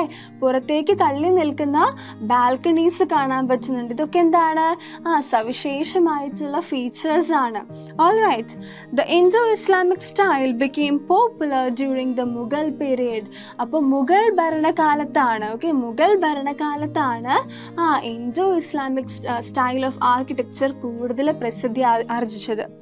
The Mughal kings constructed several forts, mosques and tombs in this style. അപ്പോൾ മുഗൾ രാജാക്കന്മാർക്ക് ഈ Indo Islamic style of architecture ശരിക്കും അങ്ങ് ഇഷ്ടപ്പെട്ടു. ഓക്കെ. അപ്പോൾ അവരെന്ത് ചെയ്തു? കുറേ ആരാധനാലയങ്ങളും ശവകുടീരങ്ങളും കുറേ കോട്ടകളൊക്കെ ഈ രീതിയിലല്ലേ അവരുടെ വാസ്തുവിദ്യ ശൈലി എപ്രകാരമുള്ളതായിരുന്നു? ഇൻഡോ ഇസ്ലാമിക് സ്റ്റൈലുള്ളതായിരുന്നു. ഓക്കെ. അത്തരം കുറേ ശവകുടീരങ്ങൾ, ടോംസും ദെൻ ഫോർട്ട്സും ദെൻ മോസ്ക്സ് ഒക്കെ അവർ പണി തീർത്തു. ഓക്കെ. ക്ലിയർ ആയോ? Let's have a look at a few of these constructions. So, അത്തരം കുറച്ച് നിർമ്മിതികൾ ഏതൊക്കെയാണെന്ന് നമുക്ക് നോക്കിയാലോ. അപ്പം നിങ്ങൾക്ക് ഇനി നിങ്ങളുടെ പേരൻസിൻ്റെ അടുത്തും റിലേറ്റീവ്സിൻ്റെ അടുത്തൊക്കെ പറഞ്ഞു കൊടുക്കാം അല്ലേ. ഇനി നിങ്ങൾ കുത്തബ് മിനാറൊക്കെ വിസിറ്റ് ചെയ്യാൻ പോകുമ്പോൾ നിങ്ങൾക്ക് പറയാം എന്താണ്? ഇത് ഖുത്ബുദ്ദീൻ ഐബക്കാണ് ഇതിൻ്റെ കൺസ്ട്രക്ഷൻ സ്റ്റാർട്ട് ചെയ്ത് വെച്ചതെന്നുള്ളതും, ദെൻ അദ്ദേഹം മംലൂക്ക് ഡൈനാസ്റ്റിയിലെ ആദ്യത്തെ സൽത്തനത്ത് റൂളർ ആണെന്നുള്ളതും, ദെൻ അതുപോലെ തന്നെ ഇൽത്തുമിഷ് എന്ന് പറയുന്ന റൂളറാണ് പിന്നീട് അതിൻ്റെ കൺസ്ട്രക്ഷൻ ഫുള്ള് കംപ്ലീറ്റ് ചെയ്തതെന്നും, പിന്നെ അതിൻ്റെ ഫീച്ചേഴ്സ് നമുക്ക് പറയാം അല്ലേ. കുത്തബ് മിനാറിൻ്റെ എന്തൊക്കെയാണ്? ടോൾ ആയിട്ടുള്ള ടവർ ആണ് അല്ലേ. അതുപോലെ തന്നെ ബാൽക്കണീസ് ഉണ്ട് അല്ലേ, പുറത്തേക്ക് ബൾജ് നിൽക്കുന്ന ബാൽക്കണീസ് ഉണ്ട്. ഇതൊക്കെയാണ് ഇതിൻ്റെ കൺസ്ട്രക്ഷൻ്റെ ഫീച്ചേഴ്സ് എന്നുള്ളതൊക്കെ നിങ്ങൾക്ക് പറഞ്ഞു കൊടുത്തൂടെ? യെസ്. സോ ഇനി നെക്സ്റ്റ് അതുപോലത്തെ ഒരു കൺസ്ട്രക്ഷൻ ആണ് ഹുമയൂൺസ് ടൂംബ് ഇൻ ഡൽഹി. നോക്കിക്കേ, ഡൽഹിയിലെ ഹുമയൂൺ എന്ന് പറയുന്ന മുഗൾ ഡൈനാസ്റ്റിയിലൊരു റൂളറാണ്. ഓക്കെ, ബാബർ എന്ന് പറയുന്ന റൂളറിൻ്റെ സൺ ആണ് ഹുമയൂൺ. ഓക്കെ, അപ്പോൾ ഹുമയൂണിൻ്റെ ശവകുടീരം എന്താണ്? ഇതുപോലത്തെ തന്നെ ഒരു ഡിസൈനിൽ പെടുന്ന ഒരു കൺസ്ട്രക്ഷൻ ആണ്. ഓക്കെ, നോക്കിക്കേ, നിങ്ങൾക്ക് കാണാൻ പറ്റുന്നുണ്ടല്ലേ?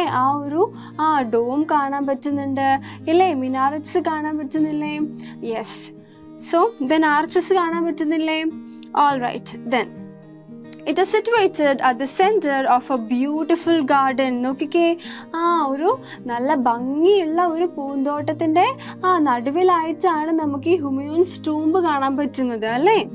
Then this tomb is made of red sandstone and marble. അപ്പോൾ എന്തൊക്കെ വെച്ചിട്ടാണ് ഈ ഹ്യൂമയൂൺസ് ടോംബ് നിർമ്മിതമായിട്ടുള്ളത്? എന്തൊക്കെ വെച്ചിട്ടാണ് ഈ ടൂംബ് നിർമ്മിച്ചിട്ടുള്ളത്? റെഡ് സാൻഡ്സ്റ്റോൺ, ചുവന്ന മണൽക്കല്ലുകളും ദെൻ അതുപോലെ തന്നെ മാർബിളൊക്കെ ഉപയോഗിച്ചിട്ടാണ് ഈ ഹുമയൂണിൻ്റെ ശവകുടീരം നിർമ്മിതമായിട്ടുള്ളത്. Alright. Then the Taj Mahal was constructed in the style and form of this monument.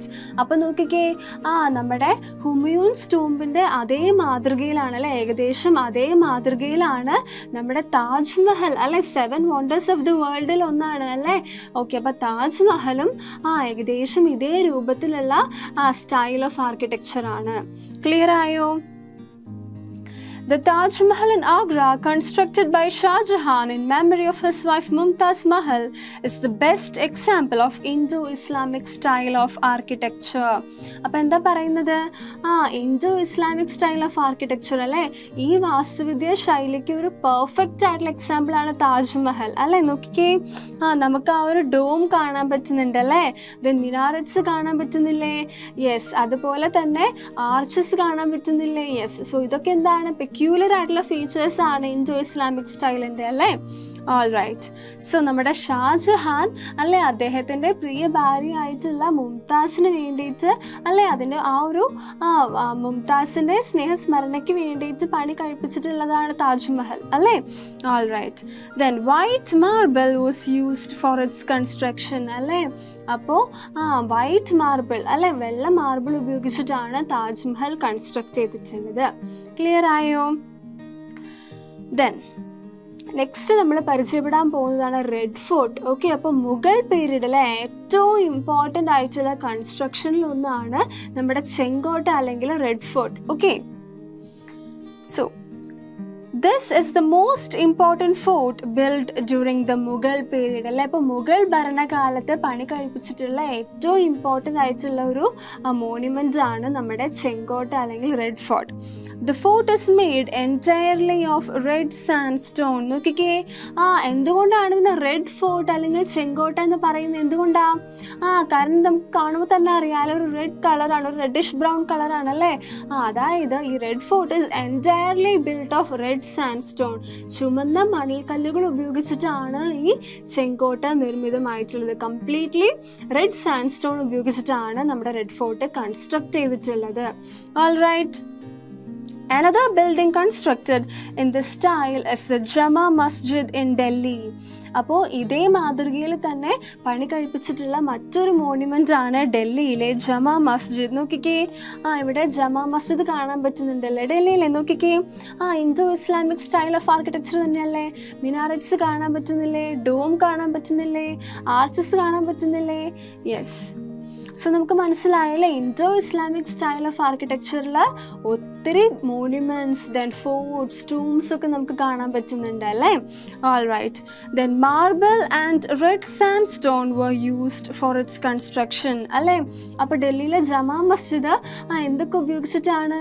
Marble അല്ലേ? മാർബിളും ദെൻ ചുമന്ന മണൽക്കല്ലുകൾ, റെഡ് സാൻഡ് സ്റ്റോൺ ഒക്കെ ഉപയോഗിച്ചിട്ടാണ് ഡൽഹിയിലെ ജമാ മസ്ജിദും കൺസ്ട്രക്ട് ചെയ്തിട്ടുള്ളത്. Fine. Then The Gol Gumbas in Bijapur, constructed during the reign of the Bahmani Sultans, and the Char Minar in Hyderabad, constructed during the reign of the Qutb Shahi Sultans, are also examples of the Indo-Islamic style of architecture. അപ്പോൾ നമ്മുടെ കുത്തബ് മിനാറോ ജമാ മസ്ജിദോ then താജ്മഹലോ ഹുമയൂൺസ് ടൂംബിലോ ഒന്നും നിൽക്കുന്നതല്ല അല്ല Indo Islamic സ്റ്റൈലിൻ്റെ ആ ഒരു സ്റ്റൈലിൻ്റെ ആരാധന കാരണം കുറേ മോണ്യുമെൻറ്റ്സും അതേ ഫോമിൽ തന്നെ ബിൽഡ് ചെയ്തിട്ടുണ്ട് അല്ലേ. സോ ഏതൊക്കെയാണ്? ബിജാപൂരിലെ ഗോൾ ഗുംബാസ് അല്ലെ ബാമാനി സുൽത്താൻസിൻ്റെ ഭരണകാലത്ത് പണി കഴിപ്പിച്ചിട്ടുള്ളതാണ് അല്ലേ. അതുപോലെ തന്നെ കുത്തബ് ഷാഹി സുൽത്താൻസിൻ്റെ ഭരണകാലത്ത് പണി കഴിപ്പിച്ചിട്ടുള്ളതാണ് ഹൈദരാബാദിലെ ചാർമിനാർ. ഓക്കെ, അപ്പോൾ ഇവയൊക്കെ എന്താണ്? Indo Islamic style of architecture follow ചെയ്യുന്ന മോണ്യുമെന്റ്സ് ആണ്. ക്ലിയർ ആയോ? Then Vithalaswamy Temple and Hazara Rama Temple are the important temples built during the medieval period by the Vijayanagara kings of South India. അപ്പോൾ ദക്ഷിണ ഇന്ത്യയിലെ south ഇന്ത്യയിലെ വിജയനഗര രാജാക്കന്മാർ Vijayanagara Kings പണി കഴിപ്പിച്ചിട്ടുള്ള temples ആണ് ഇതൊക്കെ. വിഥലസ്വാമി ടെമ്പിൾ നോക്കിക്കേ, ഇവിടെ വിഥലസ്വാമി ടെമ്പിൾ കാണാൻ പറ്റുന്നുണ്ട് അല്ലേ. സോ വിഥലസ്വാമി ടെമ്പിൾ, ദെൻ അതുപോലെ തന്നെ ഹസാര രാമ ടെമ്പിൾ, ഇതൊക്കെ എന്താണ്? നമ്മുടെ വിജയനഗര രാജാക്കന്മാർ സൗത്ത് ഇന്ത്യയിൽ ദക്ഷിണ ഇന്ത്യയിൽ പണി കഴിപ്പിച്ചിട്ടുള്ള ക്ഷേത്രങ്ങളുടെ എക്സാമ്പിൾസ് ആണ്. All right. സോ ഈ ക്ഷേത്രങ്ങൾ അല്ലേ, നമ്മുടെ വിഥലസ്വാമി ടെമ്പിളും ദെൻ ഹസാര രാമ ടെമ്പിളും എങ്ങനെയാണ് ഇൻഡോ ഇസ്ലാമിക് സ്റ്റൈലിലെ മോണ്യുമെന്റ്സിൽ നിന്ന് ഡിഫറെൻ്റ് ആവുന്നത് നോക്കിയാലോ? All right. They are multi storeyed and built of chiselled rocks. അപ്പോൾ എന്താ പറയുന്നത്? ഇവ മൾട്ടി സ്റ്റോറീഡ് ആണ് അല്ലേ, ബഹുനില കെട്ടിടങ്ങളാണ്. ബഹുനില ക്ഷേത്രങ്ങളാണ്. അതുപോലെ തന്നെ ചിസൽഡ് റോക്സിൽ നിന്നാണ് ബിൽഡ് ചെയ്തിട്ടുള്ളത്. എന്താണ്? ചെത്തിമിനുക്കിയ പാറകളിൽ നിന്നാണ് ഇവ ഈ ക്ഷേത്രങ്ങളൊക്കെ പണി കഴിപ്പിച്ചിട്ടുള്ളത്. All right. Mandapas were built adjacent to the temples. പിന്നെന്താ പറയുന്നത്? ഈ ക്ഷേത്രങ്ങൾക്ക് അടുത്തായിട്ട് മണ്ഡപങ്ങൾ കാണാൻ സാധിക്കും. നമുക്ക് ക്ഷേത്രങ്ങൾക്ക് അടുത്തായിട്ട് മണ്ഡപങ്ങൾ കാണാൻ സാധിക്കും. Then pillars with carvings were constructed. അപ്പോൾ എന്താ പറയുന്നത്? അലങ്കാരപ്പണികൾ അലങ്കാരപ്പണികൾ ചെയ്തിട്ടുള്ള തൂണുകളൊക്കെ നമുക്ക് കാണാൻ സാധിക്കും അല്ലെ. നമ്മൾ സൗത്ത് ഇന്ത്യയിൽ കുറച്ച് റിനൗൺഡ് ആയിട്ടുള്ള ടെമ്പിൾസ് ഒക്കെ വിസിറ്റ് ചെയ്യുമ്പോൾ നമുക്ക് കാണാൻ സാധിക്കും അല്ലേ, നല്ല കാർവിങ്സ് ഒക്കെയുള്ള അലങ്കാരപ്പണികളുള്ള പില്ലേഴ്സ് ഒക്കെ നമുക്ക് കാണാൻ സാധിക്കും അല്ലേ. Then temples were expanded. അതുപോലെ തന്നെ നമ്മുടെ ക്ഷേത്രങ്ങളൊക്കെ എന്താണ്? നല്ല രീതിയിൽ വിപുലീകരിച്ചിട്ടൊക്കെയുണ്ട്. സോ ഇതൊക്കെയാണ് ഇൻഡോ ഇസ്ലാമിക് സ്റ്റൈലിൽ നിന്നും കുറച്ച് വേറിട്ട് നിൽക്കുന്ന മറ്റ് കൺസ്ട്രക്ഷൻ്റെ ഫീച്ചേഴ്സ്. ക്ലിയർ ആയോ? അപ്പോൾ പതിയെ പതിയെ കുറേ അഡ്വാൻസ്മെൻറ്റ്സും പ്രോഗ്രസ്സും സംഭവിക്കുകയാണ് അല്ലേ ആർക്കിടെക്ചറൽ സ്റ്റൈൽസിൽ. All right. സോ ഇപ്പോൾ 16th സെഞ്ച്വറിയിൽ പോർച്ചുഗീസുകാർ കൊണ്ടുവന്ന ഒരു ന്യൂ സ്റ്റൈൽ ഓഫ് ആർക്കിടെക്ചറിനെ കുറിച്ചിട്ടാണ് നമ്മൾ അടുത്തത് പരിചയപ്പെടാൻ പോകുന്നത്. സോ ആ സ്റ്റൈൽ ഓഫ് ആർക്കിടെക്ചറിനെ വിളിക്കുന്നതാണ് the Gothic style. So 16th സെഞ്ച്വറിയിൽ പോർച്ചുഗീസുകാർ കൊണ്ടുവന്ന ഒരു ന്യൂ സ്റ്റൈൽ ഓഫ് ആർക്കിടെക്ചർ ആണ് ഗോത്തിക് സ്റ്റൈൽ. അപ്പോൾ ഈ ഗോത്തിക് സ്റ്റൈലിൻ്റെ ഫീച്ചേഴ്സ് എന്തൊക്കെയാണെന്ന് നോക്കിയാലോ? So pointed towers and arches are the major features of this style. അപ്പോൾ 16th സെഞ്ച്വറിയിൽ പോർച്ചുഗീസുകാർ കൊണ്ടുവന്ന ഗോത്തിക് സ്റ്റൈൽ ഓഫ് ആർക്കിടെക്ചറിൻ്റെ ഫീച്ചേഴ്സ് എന്ന് പറയുന്നത് എന്താണ്? പോയിന്റഡ് ആയിട്ടുള്ള ടവേഴ്സ് ആണ് അല്ലേ. പോയിന്റഡ് ആയിട്ടുള്ള ടവേഴ്സും ആർച്ചസും അല്ലേ. പോയിന്റഡ് ആയിട്ടുള്ള, അതായത് കൂർത്ത് നിൽക്കുന്ന ഗോപുരങ്ങളും അതുപോലെ തന്നെ ആർച്ചസ് അല്ലെ, കമാനങ്ങളുമാണ് ഇതിൻ്റെ പ്രത്യേകതകൾ. All right. The saint Francis church in Kochi and the Bom Jesus Church in Goa are examples of this style. അപ്പോൾ നോക്കിക്കേ, കൊച്ചിയിലെ സെയിൻറ്റ് ഫ്രാൻസിസ് ചർച്ചിൻ്റെ ഒരു പിക്ചർ കാണാൻ പറ്റുന്നുണ്ട് അല്ലേ. അതിലെങ്ങനെയാണ്? ടവർ എങ്ങനെയാണ്? പോയിന്റഡ് ആണ് അല്ലേ, നമുക്ക് കാണാൻ പറ്റുന്നുണ്ട് അല്ലേ, കൂർത്ത് നിൽക്കുന്നതാണ് അല്ലേ, പരന്നതൊന്നും അല്ല അല്ലേ. സോ പോയിന്റഡ് ആയിട്ടുള്ള ടവേഴ്സും ആർച്ചസും ആണ് ഗോത്തിക് സ്റ്റൈലിൻ്റെ specialities. All right. The buildings constructed in the styles of architecture discussed above are the symbols of the rich and diverse cultural tradition of India അല്ലേ. അപ്പം നമ്മൾ കുറേ അല്ലേ ഡൈവേഴ്സ് ആയിട്ടുള്ള ആർക്കിടെക്ചറൽ സ്റ്റൈൽസ് നമ്മൾ പരിചയപ്പെട്ടു അല്ലേ. ഡിഫറെൻ്റ് ആയിട്ടുള്ള കുറേ വാസ്തുവിദ്യാ ശൈലികൾ നമ്മൾ പരിചയപ്പെട്ടു അല്ലേ. അപ്പോൾ ഇതൊക്കെ എന്താണ് നമുക്ക് മനസ്സിലാക്കി തരുന്നത്? നമ്മുടെ ഇന്ത്യയുടെ അല്ലേ സാംസ്കാരിക സമ്പന്നതയെക്കുറിച്ചിട്ടും വൈവിധ്യത്തെക്കുറിച്ചിട്ടുമാണ് നമുക്ക് പറഞ്ഞു തരുന്നത് അല്ലേ. All right. നെക്സ്റ്റ് ആണ് മ്യൂസിക് ആൻഡ് പെയിൻറ്റിങ്. ഓക്കെ, സംഗീതത്തെ കുറിച്ചിട്ടും ചിത്രകലയെ കുറിച്ചിട്ടൊക്കെയാണ് നമ്മൾ ഇനി അടുത്തത് പരിചയപ്പെടാൻ പോകുന്നത്. All right. Apart from architecture, music also flourished during the medieval period. Okay, അപ്പം എന്താ പറയുന്നത്? ആർക്കിടെക്ചർ അല്ലെ, നമ്മൾ കണ്ടുല്ലേ ആർക്കിടെക്ചറിൻ്റെ ഫീൽഡിൽ ഇന്ത്യ എത്ര പ്രോഗ്രസ്ഡ് ആയിരുന്നു അല്ലെ, എത്ര ഭംഗിയുള്ള മോണ്യുമെൻറ്റ്സും ഫോർട്ട്സും ദെൻ മോസ്ക്സും ദെൻ വാട്ട് എൽസ് ടൂംസ് ഒക്കെയാണ് കൺസ്ട്രക്ട് ചെയ്യപ്പെട്ടിരുന്നത് മിഡീവൽ പീരീഡിൽ അല്ലേ, നമ്മൾ ഓൾറെഡി കണ്ടതാണ് അല്ലേ. അപ്പോൾ വാസ്തുവിദ്യ മാത്രമല്ല, അതുപോലെ തന്നെ സംഗീതവും ഒക്കെ മിഡീവൽ പീരീഡിൽ നല്ല രീതിയിൽ വികാസം പ്രാപിച്ചവയാണ്, അഭിവൃദ്ധി നേടിയതാണ്. Alright. Carnatic music flourished in south India. Okay, അപ്പോൾ സംഗീതത്തെക്കുറിച്ച് പറയുമ്പോൾ, മ്യൂസിക്കിനെ കുറിച്ച് പറയുമ്പോൾ നമ്മുടെ ദക്ഷിണ ഇന്ത്യയിൽ അല്ലെ, സൗത്ത് ഇന്ത്യയിൽ ഏറ്റവും കൂടുതൽ അഭിവൃദ്ധി പ്രാപിച്ചത് എന്താണ്? കർണാടക സംഗീതമാണ്. ഓക്കെ, കർണാട്ടിക് മ്യൂസിക് ആണ്. Purandaradasan was the famous Carnatic musician of the age. അപ്പോൾ മിഡീവൽ പീരീഡിൽ അല്ലെ, മധ്യകാല ഇന്ത്യയിലെ കർണാടക സംഗീതത്തിലെ കർണാട്ടിക് മ്യൂസിക്കിലെ ഏറ്റവും റിനോൺഡ് ആയിട്ടുള്ള മ്യൂസീഷ്യൻ ആരായിരുന്നു? പുരന്ദരദാസനായിരുന്നു. ഓക്കെ.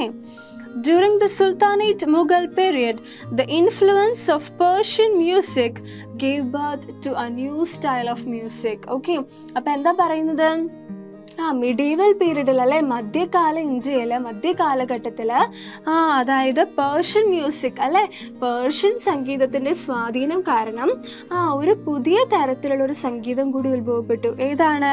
അപ്പോൾ മധ്യകാല ഇന്ത്യയിൽ സൽത്തനത്ത് മുഗൾ പീരീഡിൽ പേർഷ്യൻ സ്റ്റൈൽ ഓഫ് മ്യൂസിക്കിൻ്റെ സ്വാധീനം കാരണം രൂപപ്പെട്ട ഒരു സംഗീത ശൈലിയാണ് എന്ത്?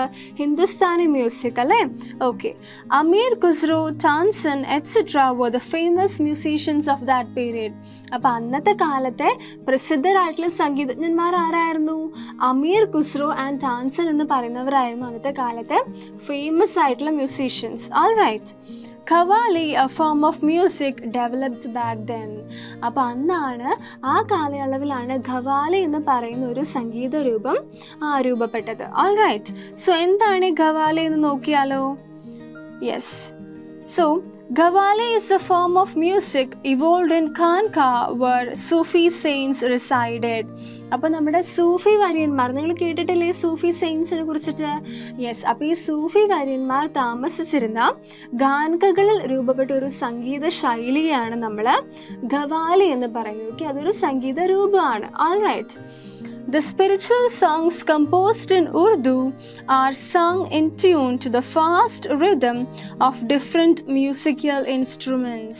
അപ്പോൾ ഇതെങ്ങനെയാണ് ഈ ഖവാലി എന്ന് പറയുന്ന സംഗീത രൂപം എങ്ങനെയുള്ളതാണ്?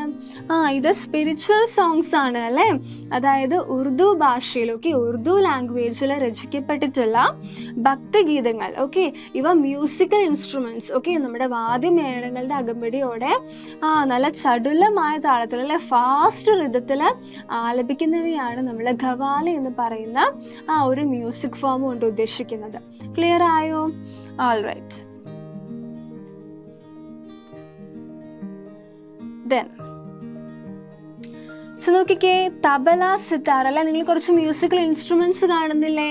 അപ്പം അന്നത്തെ കാലത്ത് ഉപയോഗിച്ചിരുന്ന കുറച്ച് മ്യൂസിക്കൽ ഇൻസ്ട്രുമെന്റ്സ് ആണ് ഈ പറയുന്ന tabla and sitar. Okay. Amir Khusro played a major role in its development. അപ്പോൾ നമ്മുടെ ഹിന്ദുസ്ഥാനി മ്യൂസിക്കിൻ്റെ ഡെവലപ്മെന്റിന് വേണ്ടിയിട്ട് ഒരു മേജർ റോൾ വഹിച്ച ഒരാളാണ്, ഒരു ഫേമസ് ആയിട്ടുള്ള മ്യൂസീഷ്യനാണ് Amir Khusro. Okay. Many new musical instruments evolve during this period അല്ലെ, കുറേ സംഗീത ഉപകരണങ്ങൾ കൂടി ഈ കാലഘട്ടത്തിൽ വന്നിരുന്നു അല്ലെ. അതിന് എക്സാമ്പിൾസ് ആണ് നമ്മൾ നേരത്തെ കണ്ട tabla and sitar. Okay. Several remarkable changes were apparent in the field of painting too.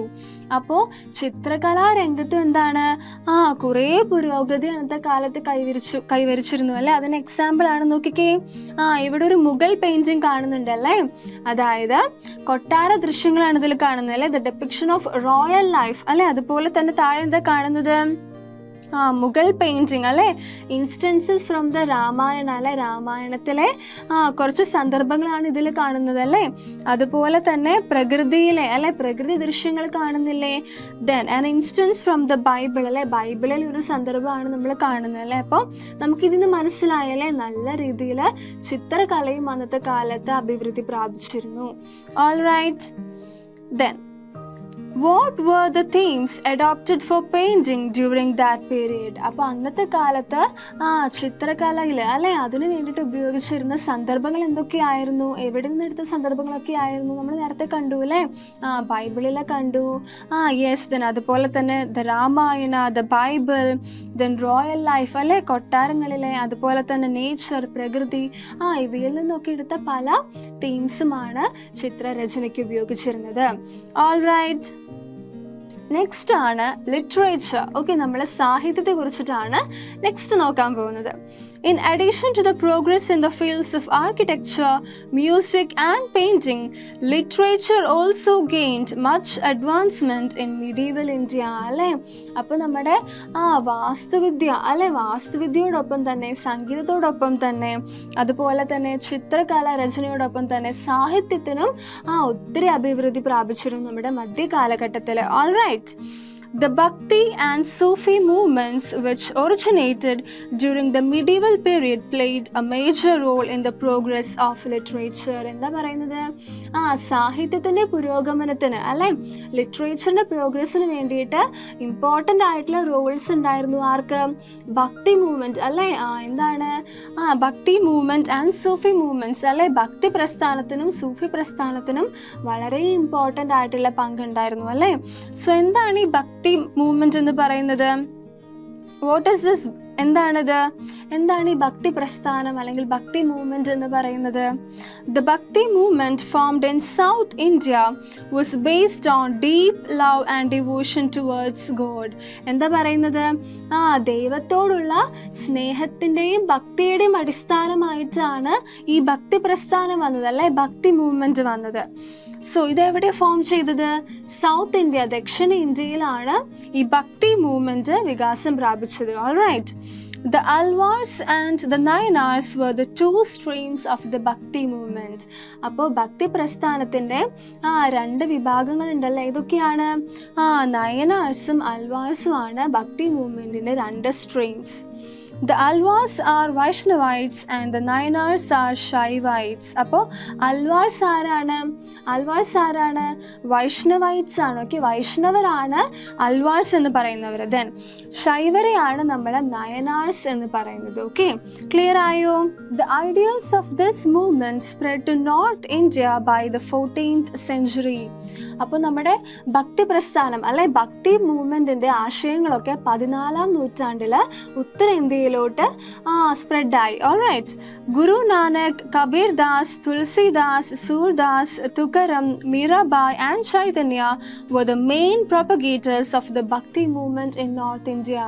അല്ലേ, അപ്പോൾ നമ്മുടെ തുളസിദാസും കബീർ ദാസും അതുപോലെ തന്നെ ഗുരു നാനക്, ദെൻ മീരാബായ്, ചൈതന്യ, സൂർദാസ്, ഇവരൊക്കെ എന്താണ് ഉത്തരേന്ത്യയിൽ ഭക്തി മൂവ്മെൻറ്റ് അല്ലെ, നമ്മുടെ ഭക്തി പ്രസ്ഥാനത്തെ കൂടുതലായിട്ട് പ്രൊപ്പഗേറ്റ് ചെയ്തത് ഇവരായിരുന്നു. ഓക്കെ, നമ്മുടെ നോർത്ത് ഇന്ത്യയിൽ ഇവരായിരുന്നു ഭക്തി മൂവ്മെൻറ്റിനെ കൂടുതൽ സ്പ്രെഡ് ചെയ്തത്. All right. യെസ്. നെക്സ്റ്റ് പിന്നെ നമ്മൾ സൂഫി മൂവ്മെൻറ്റിൻ്റെ കാര്യം പറഞ്ഞു അല്ലേ, സൂഫി പ്രസ്ഥാനത്തെ കുറിച്ച് പറഞ്ഞു അല്ലേ. സോ അപ്പോൾ എന്താണ് സൂഫി മൂവ്മെൻറ്റിനെ കുറിച്ചിട്ട്? The Sufis rejected luxurious life and gave importance to spiritual life. അപ്പോൾ ഈ സൂഫി വര്യന്മാർ എങ്ങനെയാണ് ജീവിക്കുന്നത്? അവർ ആഡംബര ജീവിതത്തെ എതിർക്കുന്നവരാണ് അല്ലേ, ലക്ഷൂറിയസ് ലൈഫിനെ റിജക്റ്റ് ചെയ്യുന്നവരാണ്, അതിനെ എതിർക്കുന്നവരാണ്. അതുപോലെ തന്നെ ആത്മീയ ജീവിതത്തിന് അല്ലെ, സ്പിരിച്വൽ ലൈഫിനാണ് അവർ കൂടുതൽ പ്രാധാന്യം കൊടുക്കുന്നത്, കൂടുതൽ ഇമ്പോർട്ടൻസ് കൊടുക്കുന്നത് അല്ലേ. The term Sufism was derived from the Arabic word suf. Okay, അപ്പോൾ സൂഫ് എന്ന് പറയുന്ന അറബി വാക്കിൽ നിന്നാണ് ഈ സൂഫിസം എന്ന് പറയുന്ന ടേം ഡിറൈവ് ചെയ്തിട്ടുള്ളത്, ഈ വാക്ക് വന്നിട്ടുള്ളത്. All right. Khwaja Muinuddin, Chishti, Nizamuddin Auliya, etc. were the propagators of Sufism. Okay, അപ്പോൾ സൂഫി പ്രസ്ഥാനത്തിൻ്റെ പ്രചാരകർ ആരൊക്കെയായിരുന്നു? ഖ്വാജ മൊയിനുദ്ദീൻ, ചിഷ്ടി, നിസാമുദ്ദീൻ ഓലി ഇവരൊക്കെ ആയിരുന്നു സൂഫി പ്രസ്ഥാനത്തിൻ്റെ പ്രചാരകർ. ക്ലിയർ ആയോ? സൂഫിസത്തെ കുറിച്ചിട്ടും ഭക്തി മൂവ്മെന്റിനെ കുറിച്ചിട്ടും ഒക്കെ ക്ലിയർ ആയില്ലേ? The Bhakti movement strengthened the വെർനാക്കുലേഴ്സ്.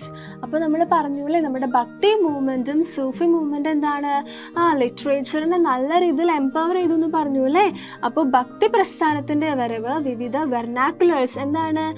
പ്രാദേശിക ഭാഷകൾക്ക് കൂടുതൽ ഉണർവ് നൽകി എന്ന് പറയുന്നുണ്ട് അല്ലെ, കൂടുതൽ സ്ട്രെങ്തൻ ചെയ്തു. Okay, the poets of the Bhakti movement wrote in the language of the common people അല്ലേ. അപ്പോൾ നമ്മുടെ ഭക്തി മൂവ്മെന്റ് അല്ലെ, ഭക്തി പ്രസ്ഥാനത്തിലെ കവികളൊക്കെ എങ്ങനെ എഴുതിയിരുന്നത്? എത്തരം കവിതകളാണ് അവർ എഴുതിയത്? ആ പോയറ്റ്സ് ഒക്കെ സാധാരണക്കാർക്ക് മനസ്സിലാകുന്ന ഭാഷയിലാണ് അല്ലെ, സാധാരണക്കാരുടെ ഭാഷയിലാണ് അവർ കവിതകളൊക്കെ രചിച്ചിരുന്നത്.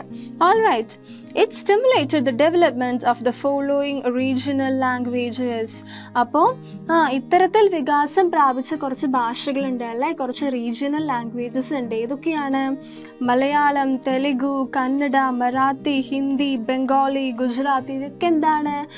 ഇത്തരം രീതിയിൽ കൂടുതൽ പ്രചാരം ലഭിച്ച റീജിയണൽ ലാംഗ്വേജസ് ആണ്, പ്രാദേശിക ഭാഷകളാണ്. ഓക്കെ, കാരണം അന്നത്തെ കവികളൊക്കെ എങ്ങനെയാണ് എഴുതിയിരുന്നത്? സാധാരണക്കാർക്ക് മനസ്സിലാകുന്ന ഭാഷയിലാണ് അല്ലെ, സാധാരണക്കാരുടെ ഭാഷയിലാണ് അവർ കവിതകളൊക്കെ എഴുതിയിരുന്നത്. ഓൾറൈറ്റ്, സോ ഈ ഭക്തി മൂവ്മെന്റ് ഒക്കെ എന്താണ്? റീജിയണൽ ലാംഗ്വേജസിനെ നല്ല രീതിയിൽ എംപവർ ചെയ്തു. ക്ലിയർ ആയോ? The names of some major literary works in regional languages and their authors. അപ്പം നമ്മൾ ഇനി പരിചയപ്പെടാൻ പോകുന്നത് കുറച്ച് സാഹിത്യ കൃതികളെ കുറിച്ചിട്ടും അത് നമ്മുടെ റീജിയണൽ ലാംഗ്വേജസിലുള്ളത്, ഓക്കെ, നമ്മുടെ പ്രാദേശിക ഭാഷകളിലുള്ള കുറച്ച് സാഹിത്യ കൃതികളെ കുറിച്ചിട്ടും അവ ആരൊക്കെയാണ് എഴുതിയത്, ഓതേഴ്സ് ആരൊക്കെയാണെന്നൊക്കെയാണ് നമ്മൾ നെക്സ്റ്റ് പരിചയപ്പെടാൻ പോകുന്നത്. Okay, so Gujarati. Okay, Gujarati ലാംഗ്വേജിലുള്ള നമുക്ക് ആദ്യം നോക്കിയാലോ.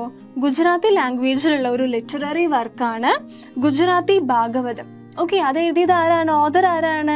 പ്രേമാനന്ദ. ഓക്കെ, ഇത് ജസ്റ്റ് കുറച്ച് സാഹിത്യ കൃതികളും ഏതാണ് ആ ഒരു കൃതി എന്നുള്ളതും അത് ആരാണ് എഴുതിയത്, ഓതർ ആരാണ് എന്ന് മാത്രമാണ് നമ്മളിവിടെ പരിചയപ്പെടുന്നത്. All right, so then Malayalam. Okay, നമ്മുടെ ലാംഗ്വേജിൽ ഉള്ള ഒരു ലിറ്റററി വർക്കാണ് ആദ്യാത്മ രാമായണം അല്ലെ. ആരെഴുതിയത് നമുക്കറിയാം അല്ലെ, നമ്മുടെ മലയാളം ഭാഷയുടെ പിതാവായ എഴുത്തച്ഛനാണ് ഇത് എഴുതിയത്. ഓൾറൈറ്റ്, ദെൻ ഹിന്ദിയിലുള്ള ഒരു ലിറ്റററി വർക്കാണ് രാമചരിതമാനസ്. ഓക്കെ, രാമചരിതമാനസ് ആരെഴുതിയത്?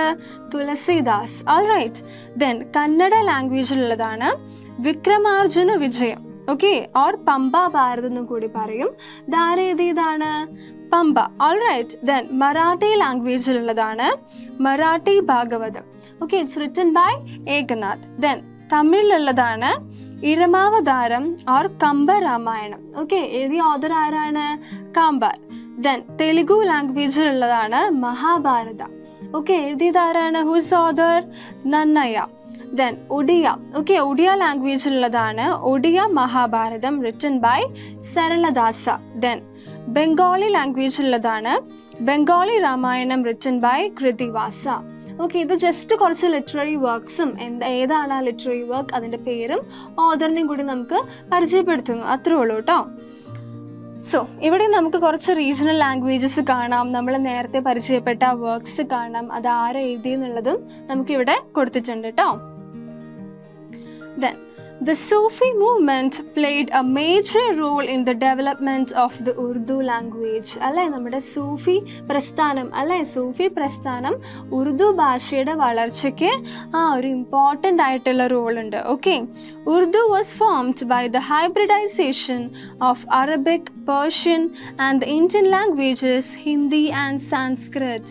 ഓക്കെ, അപ്പോൾ ഉറുദു എന്ന് പറയുന്ന ലാംഗ്വേജ് എങ്ങനെയാണ് ഫോം ചെയ്തത്? എങ്ങനെയാണ്? അറബി, പേർഷ്യൻ എന്നീ ഭാഷകളും അതുപോലെ തന്നെ ഇന്ത്യൻ ലാംഗ്വേജസ് ആയിട്ടുള്ള ഹിന്ദി, സാൻസ്ക്രിറ്റ്, ഓക്കെ, ഖടി, ബോലി, ബ്രിഡ്ജ് തുടങ്ങിയ ഭാഷകളുടെ ഒരു സമന്വയം വഴിയാണ് ഉറുദു എന്ന് പറയുന്ന ലാംഗ്വേജ് ഫോം ചെയ്തത്. All right, several books were translated into Persian during the medieval period. ഓക്കെ, അപ്പോൾ നമ്മുടെ മധ്യകാലഘട്ടത്തിൽ കുറേ കൃതികൾ എന്താണ് പേർഷ്യൻ ഭാഷയിലേക്ക് ട്രാൻസ്ലേറ്റ് ചെയ്യപ്പെട്ടിട്ടുണ്ട്. ഓൾറൈറ്റ്, തർജ്ജമ ചെയ്യപ്പെട്ടിട്ടുണ്ട്. A department exclusively for translation functioned during the reign of the Mughal Emperor Akbar. Okay, അപ്പോൾ മുഗൾ ഭരണാധികാരി ആയിരുന്ന അക്ബറിൻ്റെ കാലത്ത്, അദ്ദേഹത്തിൻ്റെ ഭരണകാലത്ത് അല്ലെ ട്രാൻസ്ലേഷന് വേണ്ടിയിട്ട് തന്നെ അല്ലെ ഏത് ഭാഷയ്ക്ക് അതായത് പേർഷ്യൻ ലാംഗ്വേജിലോട്ട് ട്രാൻസ്ലേറ്റ് ചെയ്യപ്പെടാൻ വേണ്ടിയിട്ട് തന്നെ ഒരു ഡിപ്പാർട്ട്മെൻറ്റ് തന്നെ ഉണ്ടായിരുന്നു ട്രാൻസ്ലേഷന് വേണ്ടിയിട്ട്. Alright. Many Sanskrit texts, including the Ramayana and the Mahabharata, were translated into Persian during that period. അല്ലേ, അതായത് സംസ്കൃതത്തിലുള്ള കുറേ കൃതികൾ അല്ലേ, നമ്മുടെ രാമായണം, മഹാഭാരത, അത്തരം കുറേ കൃതികൾ എന്താണ് പേർഷ്യൻ ലാംഗ്വേജിലോട്ട് അന്നത്തെ കാലത്ത് തർജ്ജമ ചെയ്യപ്പെട്ടിട്ടുണ്ടായിരുന്നു. It was Dara Shikoh, the son of Shah Jahan, who translated the Upanishads and the Atharva Veda into Persian. Okay, അപ്പോൾ നമ്മുടെ ഷാജഹാൻ അല്ലേ, റൂളർ ആയിട്ടുള്ള ഷാജഹാൻ്റെ മകനായിട്ടുള്ള ദാരാ ഷുക്കു ആണ് കുറേ ഉപനിഷത്തുകളും അഥർവ വേദവും ഒക്കെ പേർഷ്യൻ എന്ന് പറയുന്ന അവരുടെ ലാംഗ്വേജിലോട്ട് ട്രാൻസ്ലേറ്റ് ചെയ്തത്. ക്ലിയർ ആയോ?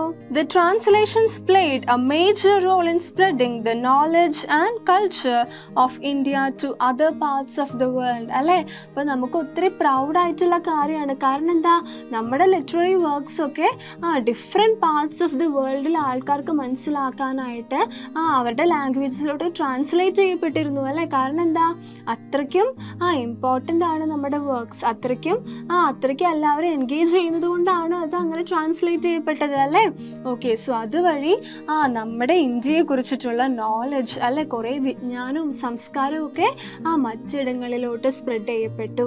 Okay, it led to the cultural exchange with the rest of the world. അല്ലേ, അപ്പോൾ പുറം നാടുകളുമായിട്ടുള്ള സംസ്കാര വിനിമയത്തിന് അല്ലെ കൾച്ചറൽ എക്സ്ചേഞ്ചിന് it paved a way. Clear ആയോ? ഓക്കെ അല്ലേ? യെസ്. അപ്പോൾ നമുക്കൊന്ന് സമ്മറൈസ് ചെയ്താലോ നമ്മൾ ഈ ചാപ്റ്ററിൽ എന്താ പഠിച്ചെന്നുള്ളത്. അപ്പം നമ്മൾ മിഡീവൽ ഇന്ത്യയിലെ അല്ലെ മധ്യകാലഘട്ട ഇന്ത്യയിലെ കലയെക്കുറിച്ചിട്ടും സാഹിത്യത്തെക്കുറിച്ചിട്ടും നമ്മൾ പഠിച്ചു അല്ലേ. നമ്മൾ ആർക്കിടെക്ചറൽ സ്റ്റൈൽസ് തുടങ്ങി, മ്യൂസിക് തുടങ്ങി, ദെൻ പെയിൻറ്റിങ്, ലിറ്ററേച്ചർ, അങ്ങനെ കുറേ കാര്യങ്ങൾ നമ്മൾ നോക്കിയല്ലേ. യെസ്. സോ നമ്മൾ ആദ്യം എന്താ പഠിച്ചത്? സ്റ്റൈൽസ് ഓഫ് ടെമ്പിൾ ആർക്കിടെക്ചർ അല്ലെ, ക്ഷേത്രങ്ങളുടെ വാസ്തുവിദ്യാ ശൈലിയിൽ വരുന്ന കുറേ സ്റ്റൈലുകൾ നമ്മൾ നോക്കിയല്ലേ. അതായത് നമ്മൾ സുൽത്താനേറ്റ് മുഗൾ ആർക്കിടെക്ചർ ഏതായിരുന്നു? Indo Islamic style of architecture ആയിരുന്നു അല്ലെ, സൽത്തനത്ത് മുഗൾ കാലഘട്ടത്തിലെ സ്റ്റൈൽ ഓഫ് ആർക്കിടെക്ചർ എന്ന് പറയുന്നത്. അതുപോലെ തന്നെ പെയിൻറ്റിങ്, മ്യൂസിക്, ലിറ്ററേച്ചർ, അങ്ങനെ കുറേ കാര്യങ്ങൾ നമ്മൾ പരിചയപ്പെട്ടു അല്ലേ. All right. സോ ഈ ചാപ്റ്ററിൽ കുറച്ച് ഇമ്പോർട്ടൻ്റ് ആയിട്ടുള്ള ക്വസ്റ്റ്യൻസും ആൻസേഴ്സ് നോക്കിയാലോ. Alright. So first question, find out the features of the Indo Islamic style of architecture അല്ലേ. അപ്പോൾ ഇൻഡോ ഇസ്ലാമിക് സ്റ്റൈൽ ഓഫ് ആർക്കിടെക്ചറിനെ കുറിച്ച് നമ്മൾ കുറേ അതിന് ആയിട്ട് സിമിലർ ആയിട്ടുള്ള അല്ലെങ്കിൽ ഇൻഡോ ഇസ്ലാമിക് സ്റ്റൈൽ ഓഫ് ആർക്കിടെക്ചറിനെ ഫോളോ ചെയ്തുകൊണ്ട് കുറേ മോണ്യുമെൻറ്റ്സും ഫോർട്ട്സും മോസ്ക്സും ദെൻ ടൂംസും ഒക്കെ ഉണ്ടായിരുന്നു അല്ലേ. യെസ്. സോ നമുക്ക് നോക്കിയാലോ. Arches, domes and minarets were the notable features of the style. അല്ലേ, നമ്മൾ പരിചയപ്പെട്ടതാണല്ലേ വലിയ കമാനങ്ങളും താഴികക്കുടം ദെൻ മിനാരം, ഇതൊക്കെ എന്താണ് ഇൻഡോ ഇസ്ലാമിക് സ്റ്റൈലിൻ്റെ ഇമ്പോർട്ടൻ്റ് ആയിട്ടുള്ള ഫീച്ചേഴ്സ് ആണ് അല്ലേ. അതുപോലെ തന്നെ figures of flowers and plants were carved for decorating buildings. അല്ലേ, കെട്ടിടങ്ങൾ അലങ്കരിക്കാൻ വേണ്ടിയിട്ട് അല്ലെ പൂക്കളുടെയും ചെടികളുടെയും കുറേ കൊത്തുപണികൾ ഉണ്ടായിരുന്നു അല്ലേ. അവയൊക്കെ ഇൻഡോ ഇസ്ലാമിക് സ്റ്റൈലിൻ്റെ പ്രത്യേകതകളാണ് അല്ലേ. All right. Then mortar, red sandstones and marbles were used for construction. അല്ലേ, അപ്പോൾ ഈ മോണ്യുമെൻറ്റ്സിൻ്റെ ഒക്കെ കൺസ്ട്രക്ഷന് വേണ്ടിയിട്ട് കുമ്മായം അല്ലെ മോട്ടർ ഉപയോഗിച്ചിരുന്നു. ദെൻ റെഡ് സാൻഡ്സ്റ്റോൺ അല്ലെ ചുമന്ന മണൽക്കല്ലുകൾ, അതുപോലെ തന്നെ മാർബിൾ അല്ലെ, ഇതൊക്കെ ഉപയോഗിച്ചിട്ടാണ് ഇൻഡോ ഇസ്ലാമിക് സ്റ്റൈൽ ഓഫ് ആർക്കിടെക്ചറിലുള്ള മോണ്യുമെൻറ്റ്സ് പണി കഴിപ്പിച്ചത് അല്ലേ. നമുക്ക് എക്സാമ്പിൾസ് കുറേ ഉണ്ടല്ലേ. ജുമാ മസ്ജിദ്, റെഡ് ഫോർട്ട് അല്ലേ, അതുപോലെ തന്നെ താജ്മഹൽ അല്ലേ, ദെൻ ഹുമയൂൺസ് ടൂംബ്, ഇതൊക്കെ എന്താണ് ഇൻഡോ ഇസ്ലാമിക് സ്റ്റൈൽ ഓഫ് ആർക്കിടെക്ചറിനുള്ള എക്സാമ്പിൾസ് ആണ് അല്ലേ. Then spacious gardens were set on the building premises അല്ലേ. ഈ മോണ്യുമെൻറ്റ്സിന് അടുത്തായിട്ട് തന്നെ വിശാലമായിട്ടുള്ള പൂന്തോട്ടങ്ങൾ അല്ലേ, സ്പേഷ്യസ് ആയിട്ടുള്ള ഗാർഡൻസ് നമുക്ക് കാണാൻ പറ്റും അല്ലേ. ക്ലിയർ അല്ലേ. Then second question, complete the table of structures and the corresponding periods of construction. അല്ലേ, അപ്പോൾ നമുക്ക് കുറച്ച് നിർമ്മിതികളുടെ പേരുകളുണ്ട്. അതുപോലെ തന്നെ ഇത് ഏത് കാലയളവിലാണ്, ഏത് പീരീഡിലാണ് ഇത് കൺസ്ട്രക്ട് ചെയ്യപ്പെട്ടെന്ന് നോക്കിയാലോ. First one, Brihadeeswara temple. Okay, Brihadeeswara temple ഏത് പീരീഡിലാണ് കൺസ്ട്രക്ട് ചെയ്ത്? ചോള, അല്ലേ, ചോള കാലഘട്ടത്തിലാണ്. ദെൻ കുത്തുബ് മിനാർ, നമുക്കറിയാം അല്ലേ, കുത്തുബ് മിനാർ 7 വണ്ടേഴ്സ് ഓഫ് ദ വേൾഡിൽ ഒന്നാണ് അല്ലേ. കുത്തുബ് മിനാർ ഏത് കാലഘട്ടത്തിലാണ്? സൽത്തനത്ത് പീരീഡിലാണ് അല്ലേ. നമുക്കറിയാം അല്ലേ, കുത്ബുദ്ദീൻ ഐബക്കാണ് മംലൂക്ക് ഡൈനാസ്റ്റി അല്ലെങ്കിൽ സ്ലേവ് ഡൈനാസ്റ്റിയിലെ കുത്ബുദ്ദീൻ ഐബക്കാണ് ഇതിന് ആദ്യം കൺസ്ട്രക്ഷന് വേണ്ടിയിട്ടുള്ള ആദ്യത്തെ ചുവട് വെച്ചത് അല്ലേ. പിന്നെ കംപ്ലീറ്റ് ചെയ്തത് ആരാണ്? ഇൽത്തുമിഷാണ് അല്ലേ. All right. Then Humayun's tomb ഏത് കാലഘട്ടത്തിലെയാണ്? മുഗൾ പീരീഡിലെയാണ്. ദെൻ താജ്മഹൽ നമുക്കറിയാം അല്ലേ, മുഗൾ പീരീഡിലാണ്. മുംതാസിന് വേണ്ടിയിട്ട് ഷാജഹാൻ പണി കഴിപ്പിച്ചതാണ് അല്ലേ. All right. Then red fort അല്ലേ, നമ്മുടെ ചെങ്കോട്ട അല്ലെ, കംപ്ലീറ്റ്ലി റെഡ് സാൻഡ് സ്റ്റോൺ വെച്ചിട്ട് നിർമ്മിച്ചതാണ് അല്ലേ. അത് ഏത് കാലഘട്ടത്താണ്? മുഗൾ പീരീഡിൽ തന്നെയാണ്. ക്ലിയർ ആയോ? All right.